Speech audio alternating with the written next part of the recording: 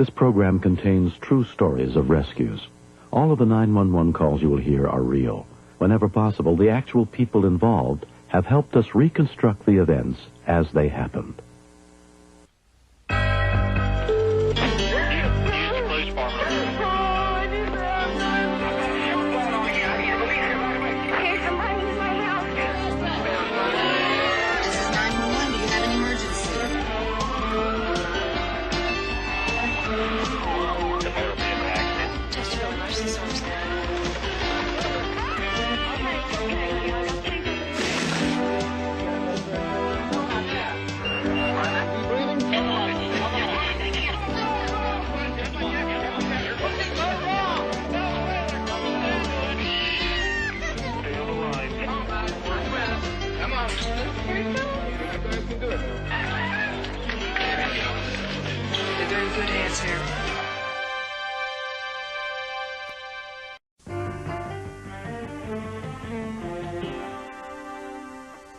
On the night of April 18th, 1992, in Naperville, Illinois, Kim Eastman and her husband John were going out to dinner to celebrate his birthday with friends. They made arrangements to leave their 3 children in the care of a 15-year-old babysitter who had looked after them many times before.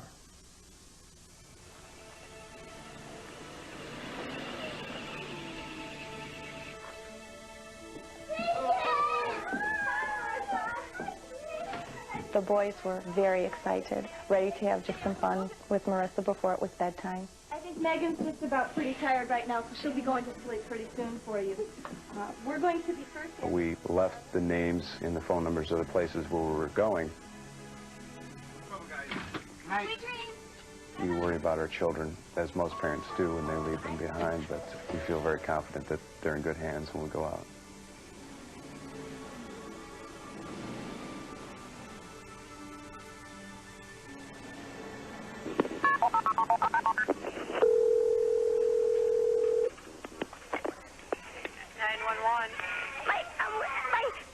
My babysitter, I don't know what she, I don't know what. Where? I don't know what happened to her. Is she there? Yes. Okay, what's the address there? I need a trace. My phone number? Okay, what's your phone number? 3. Naperville dispatcher Andrea Hydu took the call for help. Okay, do you know your address? I need a Wabash, Linda. 13. 15 what? Calm down. I feel very frustrated that we aren't able to send immediate help to the location. I have 3 children of my own, and you automatically want to get help there as soon as possible. What's the address? What's your last name? Eastman. Eastman. Okay, is she hurt? What? Is she hurt? Is your babysitter hurt? Yes. Okay, is he awake? No. I got it. 13 Putnam for an unknown type medical problem. Okay. Got it. 13 Putnam. Southern copy assignment B9. This is the ambulance. Middle 191 and across the Newgate. Advising the babysitter intensive. I want you to stay on the phone with me. I just felt really bad for him that he was home alone with his little brother. It was dark out. I knew they had to be scared.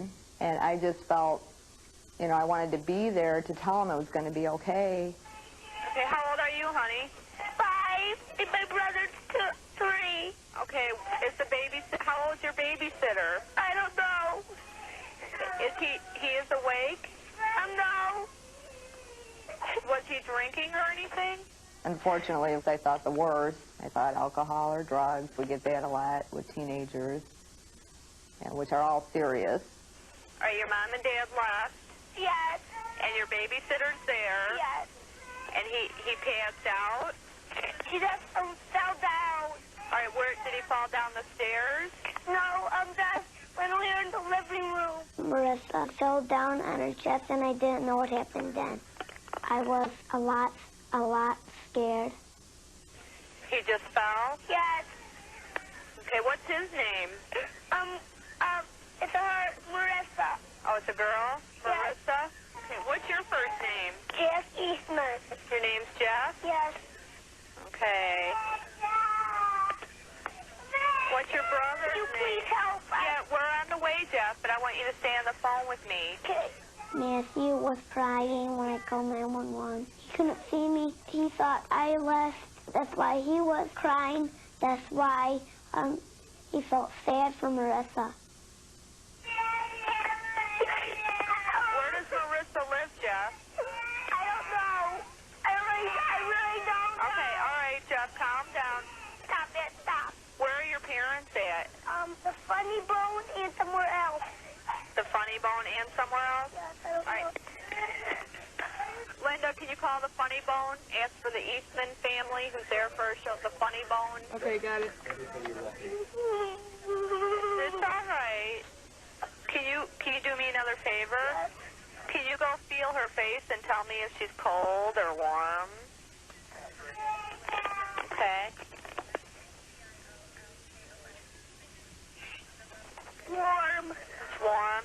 Yes. But there's no air coming out of her nose. I'll check.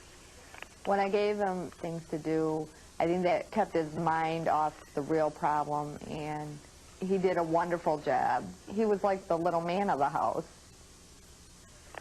No. Is her chest going up and down? Yeah, no, that's why she's laying. She's laying on her chest? She's laying, yes. Okay. Did you try to shake her? I tried everything. I tried to put Are we there? my brother. Jeff? Yes. Listen to me. Go answer the door. The policeman's there. Okay. Go answer the door. The dispatcher told me there's a policeman at the door. That's why I looked in the windows and it was. 4 minutes after Jack's call, Officer Michael Anders arrived at the scene. I didn't know what was the matter with her at that point. All I knew is I had a girl down. So I told the boys, so you go back out and wait for the ambulance, because if I had to do CPR, I knew I didn't want them to have to see any of that. Can you hear me, Marissa? Can you hear me? I let the ambulance people come in and told him where the policemen were. Let's go ahead and get the collar on her. Okay, why don't you go ahead and go through that purse and see if you can find anything regarding it. One of the first paramedics on the scene was Scott McCarty. Come on, Marissa, say something. We were calling to Marissa, trying to get her to respond. We couldn't get her to respond. We were looking at a 15-year-old girl that looked healthy, and to see her laying there unresponsive like she was, it was starting to get tough. Come on, Marissa, talk to us. Talk to us. What's the problem? I did find a high school identification card. 257. Check for contacts on Marissa Sterling. I couldn't find anything that indicated any allergies or why she was in this position. Go down here. When Marissa's parents arrived, she was still in a coma. Are you Mom and Dad? Yeah. Okay, Yeah. how has Marissa been this week? Marissa, can you hear Dad?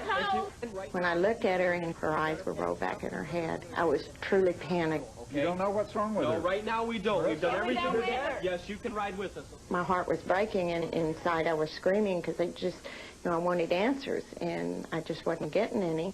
1, 2, 3, lift. Marissa?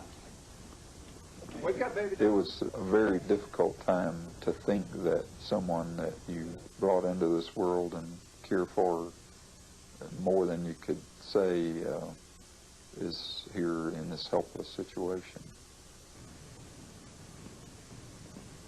The ambulance is going to bring Marissa to the hospital. Watch out the mailbox. That's why she'll get all better. Doctors subsequently determined that Marissa's collapse was caused by a combination of dehydration, lack of food, and a bad reaction to cold medication. There it goes.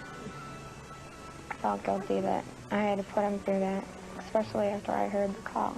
I should have been more reliable and taken my medicine with food. If I could tell Jack anything, I would tell him how much I love him and how much he means to me. And I could never say thank you enough for what he did.